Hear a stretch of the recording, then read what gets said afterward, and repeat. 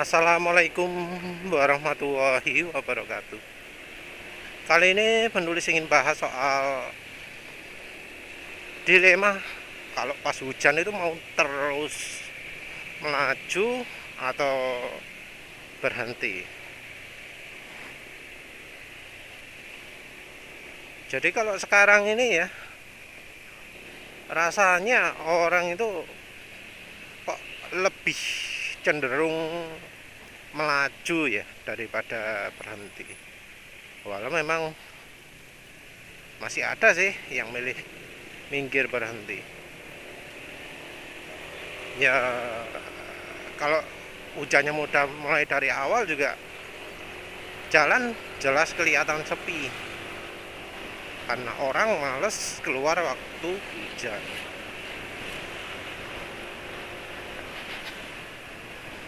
Yang masalah itu maaf, yang masalah itu kalau sudah kadung perjalanan tiba-tiba hujan. Memang sih pertimbangannya untuk berteduh dulu gitu, macam-macam.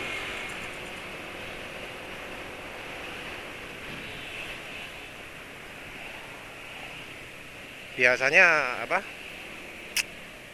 kalau lagi rileks, lagi nggak dikejar waktu pokoknya ya, itu kadang milih berhenti lebih enak gitu ya. Walau kadang kalau hujannya lama kan sebel juga, ya wis nekat aja wis terus aja gitu kan, kadang gitu.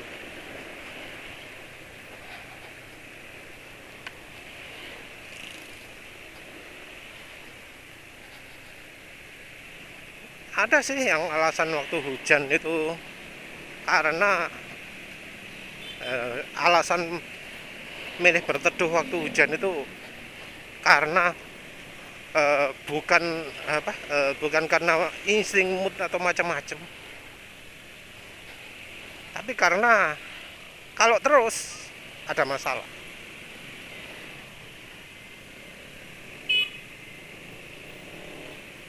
Salah satu contoh masalah adalah teman penulis nih, kalau hujan milih minggir. Kenapa? Soalnya kalau hujan dingin. Tapi ya lagi-lagi balik lagi, karena nggak pakai jas hujan. Ditanya kenapa kok nggak bawa jas hujan? Males. Nah, ya itu beda lagi.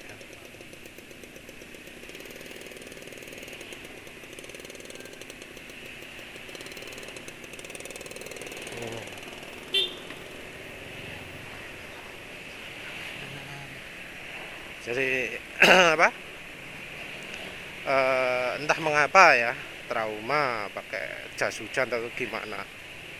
Padahal ya aslinya kalau mau pakai jas hujan ya bisa.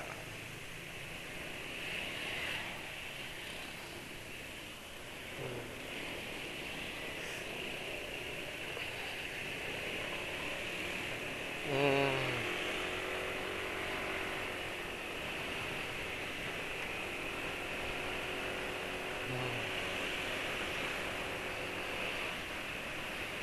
Terus ada lagi yang bilang kalau pas hujan itu licin ya,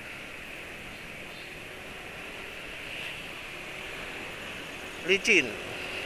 Jadi nggak berani. Ini biasanya orang yang milih bannya salah ya. Milih bannya salah. Jadi dia pilih ban yang modal kembangannya nggak baik dalam memisahkan air. Walau ini nih contoh sebelah, ban yang nggak bagus dalam memisahkan air, model kembangan kotak-kotak.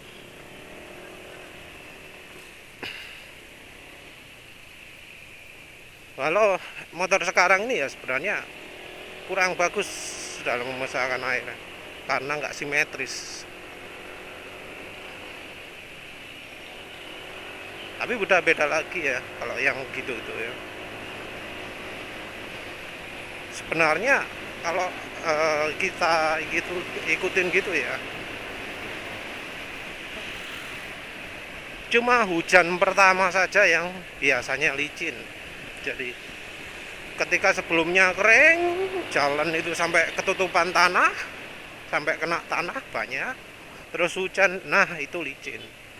Kalau sudah cukup lama hujan, itu sudah nggak licin lagi, malah jadi peret. Kalau hydroplaningnya gimana? Hydroplaningnya itu sebenarnya ya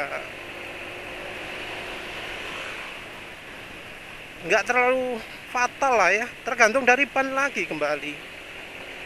Kalau pakai ban tahu itu memang ya hydroplaning itu bikin ngeri, soalnya motor jadi nggak stabil. Ya sama sih, kalau bannya kembangannya nggak simetris kayak punya penulis, nggak stabil juga. Tapi kan apa, kalau misalnya nunggu jalan kering, berarti nunggunya itu juga harus sekitar setengah sampai 1 jam setelah hujan baru jalan lagi. Nah ini tergantung kesabaran lagi ya.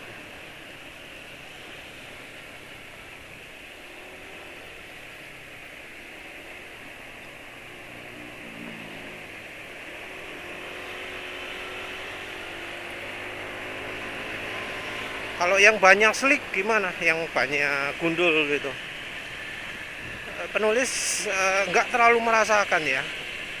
Kalau jalannya sudah basah, betul-betul basah oleh air, itu ya masih enak aja ya. Masih enak aja.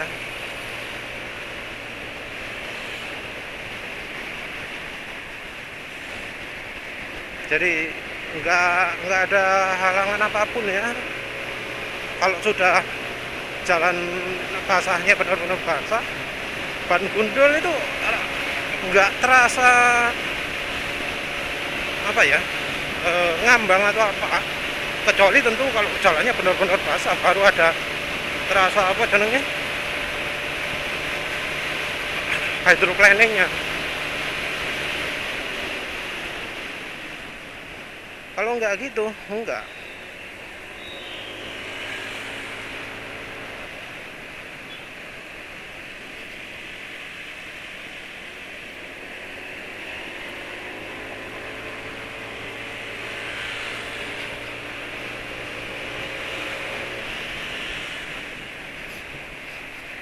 Jadi jalan basah kalau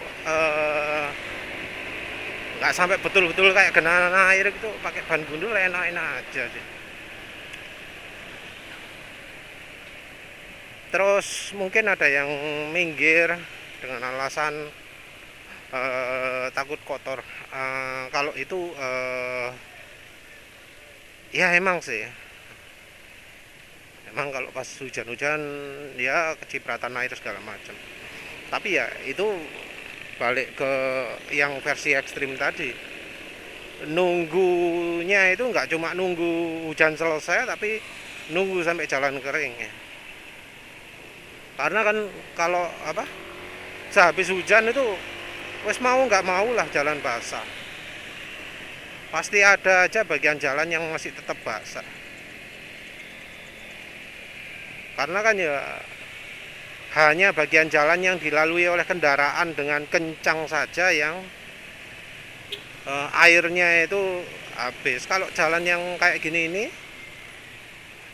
jalannya pelan-pelan semua, nggak akan habis airnya, biasanya masih ada. Nah kalau sudah kayak gitu ya tetap ada resiko keciprat air. Ya mungkin aja yang apa, takut keciprat juga nggak membenahi desain motornya. Jadi kadang kan ada yang spakbor belakangnya dilepas, ada yang spakbor depannya nggak ditambahi. Emang kalau yang spakbor belakang dilepas keciprat tuh, mau yang penumpangnya mau yang ridernya basah bisa.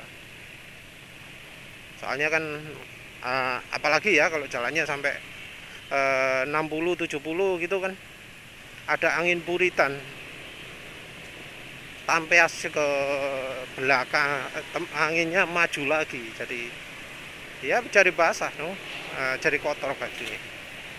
Kalau yang nggak melakukan modifikasi spakbor depan ya, nggak diperpanjang, itu juga kan pabrikan Jepang itu kan bodoh ya, bodoh, nggak desain spakbor itu aman kalau hujan-hujan.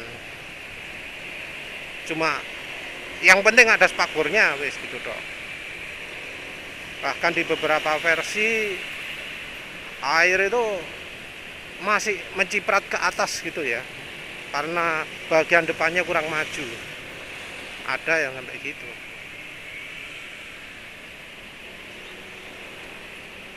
Ya kita nggak bisa nyalakan pabrikan ya, karena mereka itu nggak merasakan sengsaranya kalau hujan-hujan jalan ada tanahnya sampingnya, itu kan kalau di Jepang kan mustahil loh ada jalan kayak ini 07 ini.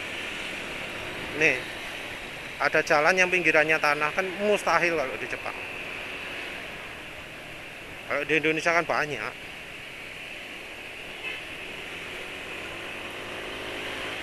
Kalau yang terus juga kadang ya dilema gitu.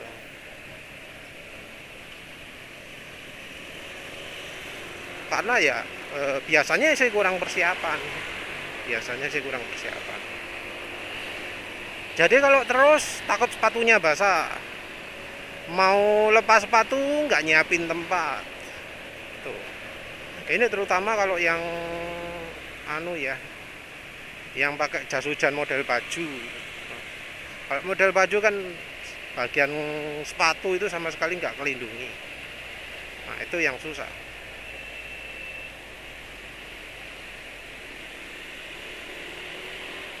Nah kalau yang model kalong gitu kan kaki masih bisa pelindungi sama kalongnya. Misalnya pengen ekstrim ya, kaki dinaikkan di atas ini, di atas dek tengah ini, taruh di atas tangki nongkrong gitu, atau di pijakan kaki belakang bisa juga, karena masih ketutupan sama kalongnya.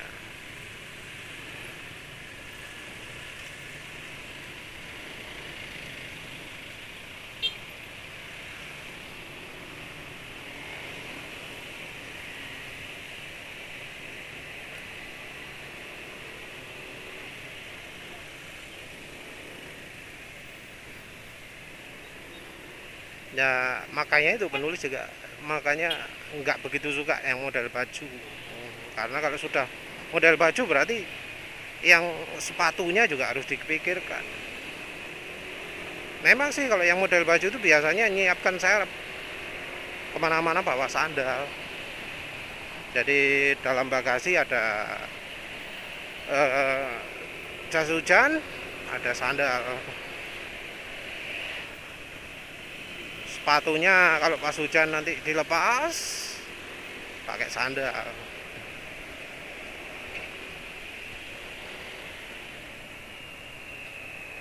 Kalau penulis sendiri ya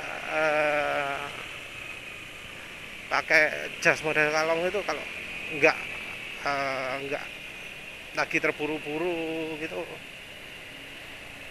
nyantai-nyantai bisa bikin sepatu tetap kering. Jadi jalannya nggak usah kencang-kencang, kalau hujannya brus gitu ya, nyantai pelan-pelan bisa tetap kering. Tapi kalau sudah jalan 100 gitu susah untuk menjaga sepatu tetap kering gitu. Tentu ini berlakunya di motor matic ya. Kalau di motor laki atau motor bebek ya kemungkinan basah itu besar. Jadi mau nggak mau pasti kaki itu ya kotor kalau sudah motor laki gitu. Karena memang nggak ada pelindung depannya kan. Kalau motor matic itu kan ada tebengnya itu melindungi dari tampiasnya air di ban kan. Nah, motor lagi nggak ada itu, apalagi kalau harus belak belok, spakbornya pendek, air dari ban depan bisa ke wajah.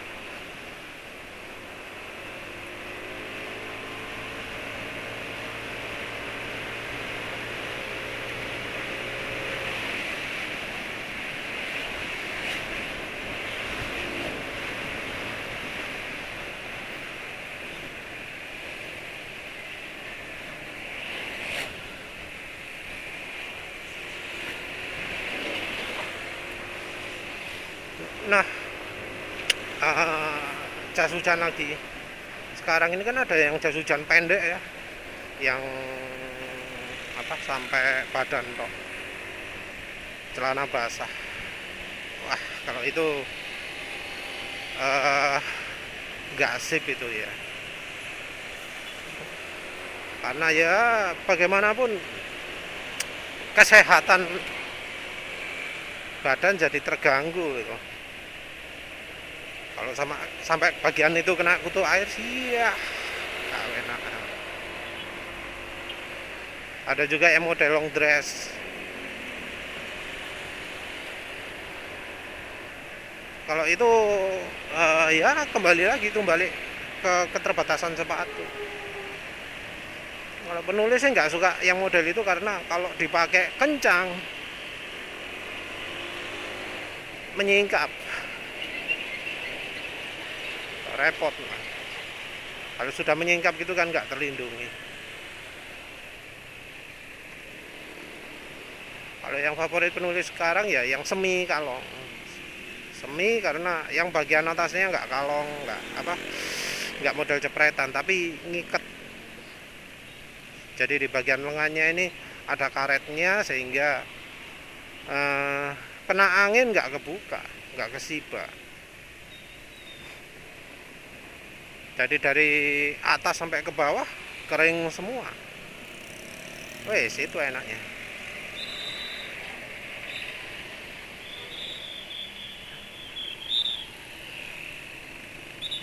Iya tentu cari yang oke ya, yang apa?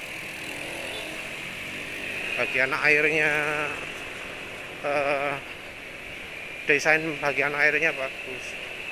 Soalnya kadang ya ada jas hujan yang kelihatannya tok bagus, tapi pas dipakai hujan-hujan basah dadanya. Walah wis percuma punya jas hujan.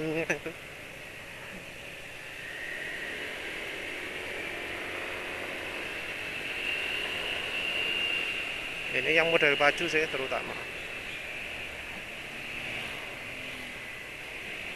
Desainnya kayak bagus, tapi begitu dipakai celana basah.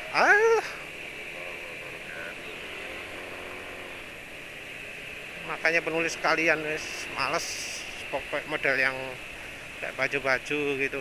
Memang sih ada yang bagus, ada memang.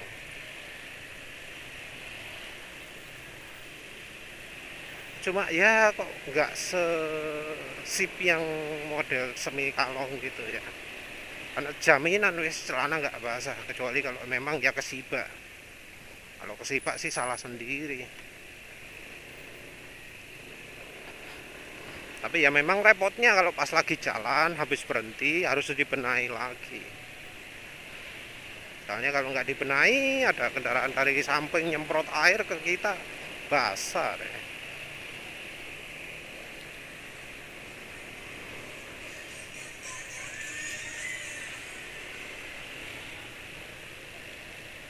Kalau musim hujan gini ya baiknya sih persiapan.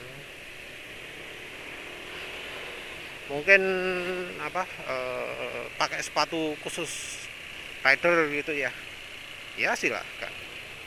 Tapi kalau mau yang gampang-gampang, sepatu karet itu sekarang banyak. Sepatu pantofel tapi dari bahan karet. Sepatu model resmi tapi bahannya karet. Itu sekarang udah banyak. Karena karet tanah air. Cuma mungkin ya agak beda ya. Karena ada yang pakai alasnya itu bisa basah. Nah kalau sampai basah bawahnya, ya basah akhirnya.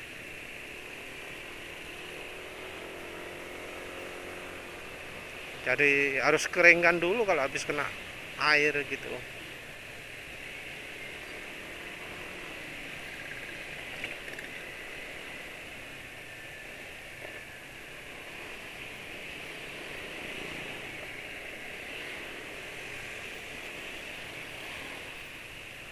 Mungkin ada yang pakai baju balap macam-macam gitu ya. Tapi kok anehnya ya, kalau para mugi-mugi itu kalau sudah hujan itu malah milih minggir semua. Nggak tahu dah.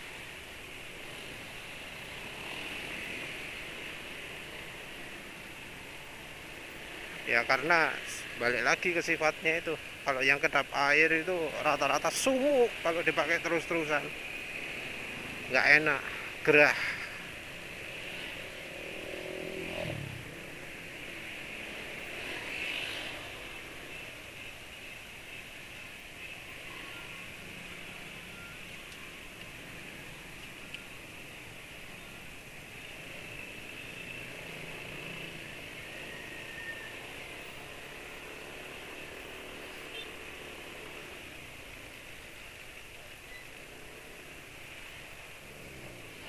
Tapi ya emang kalau waktu hujan itu jarang ya orang kencang gitu.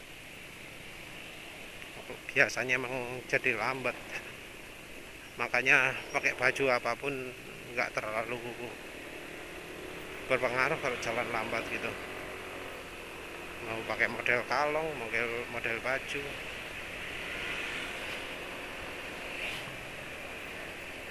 Ya emang termasuk aneh orang mau kencang saat hujan itu. Cuma ya kadang ada yang berlebihan. Entah ya mengapa kok yang punya Honda DV itu sering pelan-pelan banget ya kalau hujan. Kalau jalan basah nggak cuma waktu hujan.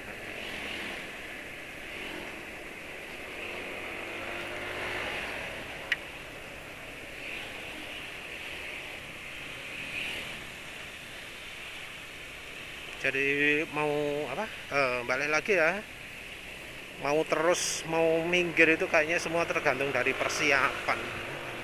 Orang minggir itu biasanya nggak siap baik dari bajunya atau kelengkapan di motornya, entah rodanya, entah bannya, entah spakbornya, entah apa namanya, eh,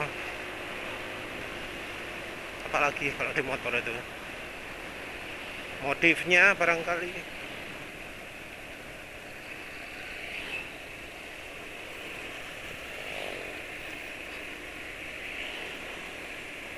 Ya wes lah.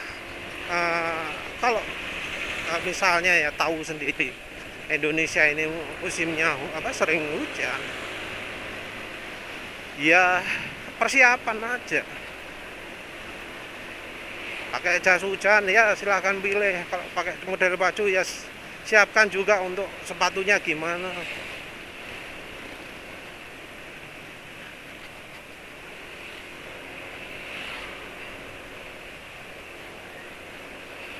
Terus kalau misalnya punyanya motor lagi ya pertimbangkanlah beli motor metik khusus kalau hujan-hujan. Motor lagi itu motor hobi, nggak enak untuk hujan-hujan kecuali udah siap-siap. Nyeker waktu hujan-hujan itu nggak sehat ya.